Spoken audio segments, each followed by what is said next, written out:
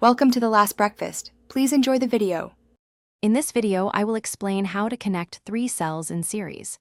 This method is crucial for increasing the total voltage of your power source, which is often needed for various electronic projects.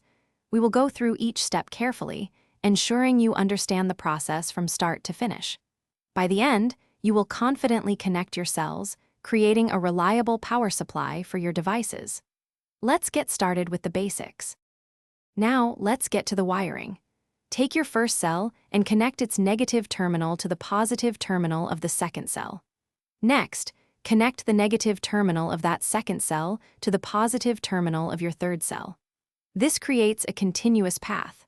Always double-check that your connections are firm and well-insulated to prevent any accidental short circuits or power loss. Once connected in series, the total voltage of your battery pack will be the sum of each individual cell's voltage. For example, if you use 3 1.5-volt cells, your total output will be 4.5 volts. The positive terminal of the first cell and the negative terminal of the third cell become your overall positive and negative output terminals, respectively. This increased voltage is ready for your project. Safety is paramount when working with electrical components. Always use cells that are of the same type, brand, and capacity to ensure balanced discharge and optimal performance.